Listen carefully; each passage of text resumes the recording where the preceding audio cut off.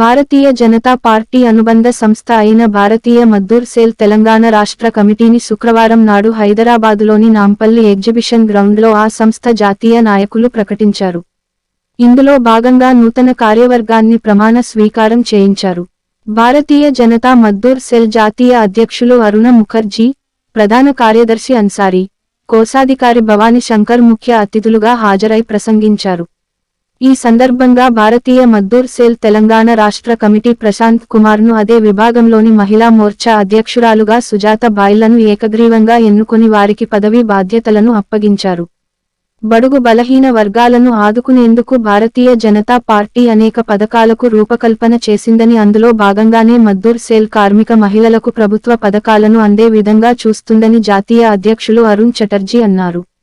దేశవ్యాప్తంగా ప్రధాని నరేంద్ర మోడీ చేపడుతున్న సంక్షేమ కార్యక్రమాలు అంతర్జాతీయ స్థాయిలో ప్రత్యేక గుర్తింపు సాధించాయని, అనేక రాష్ట్రాల్లో బడుగు బలహీన వర్గాల కోసం ఈ పథకాలు ఉపయోగపడుతున్నాయని చెప్పారు.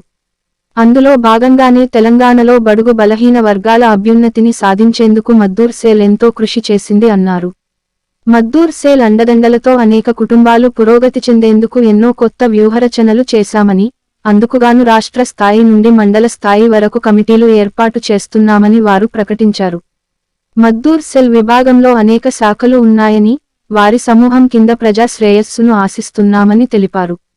పథకాలను ప్రవేశపెట్టినప్పటికీ అవి సామాన్యుల వరకు వెళ్లడం లేదని, మజ్దూర్ సెల్ కొత్త వ్యూహరచనతో వాటిని అందరికీ అందేలా చూస్తుందని తెలిపారు.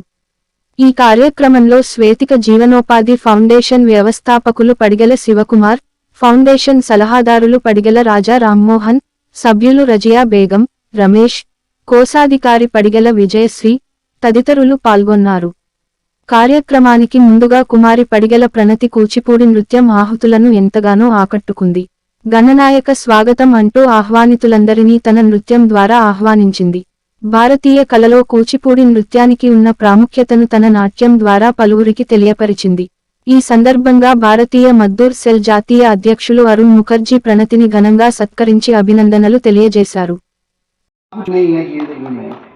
इससे बड़ा काम कुछ नहीं है। हम जब नीचे था बैठे थे, हम सुन रहे थे किसी को सिलाई मशीन का ट्रेनिंग दिया जा रहा है, किसी को ब्यूटी पार्लर, किसी को हर एक रकम की अब लोगों को ट्रेनिंग दे रहे हैं।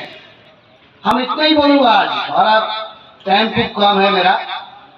जितना भी मेरे से सहयोगिता चाहिए, भाजपा पार्टी से जितना भी चाहिए मैं उतना ही करूंगा इनके लिए, सबके लिए इतना ही बता के जा रहा हूँ।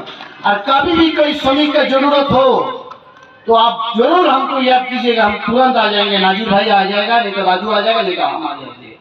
हमारा भारत वर्ष में सुन लीजिए 10 करोड़ अभी फिलहाल मेंबर है, 10 करोड़ पूरा भारत वर्ष में।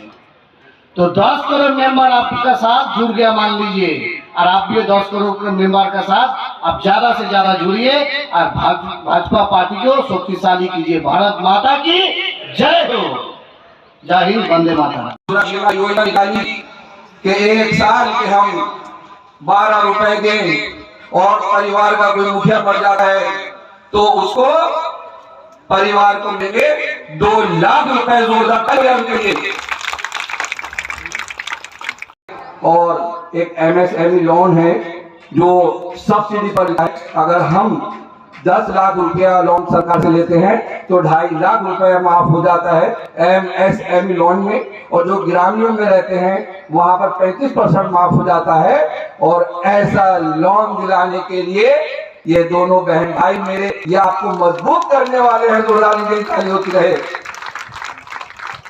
दिल तो चाह रहा है कि मैं बोलता रहूं, हमारे सब बड़े बहन भाई यहाँ हैं और बड़ा मुझे फख्र हो रहा है, बड़ा अच्छा लग रहा है, लेकिन टाइम की कमी को देखते हुए मुझे अपनी बात को खत्म करना पड़ रहा है। और 2-4 नारे जरा जोरदार लगाएं। भारतीय जनता मजदूर से देखिए, दोनों हाथ उठा करके आप तो मोदी जी भी देखेंगे कि तेलंगाना में, हैदराबाद में हम चाहते हैं कि हम मजबूत करें। भारतीय जनता मजदूर से, भारतीय जनता मजदूर से, भारतीय Janata party, Bharatiya Janata party, N Prashant Kumar ji Sujata Bai ji, Arnab Chatterjee और सब मेरे बहन भाई, आप सब जिंदाबाद। इन्हीं अल्फाजों के साथ, इन्हीं शब्दों के साथ, जय भारत, जय हिंद।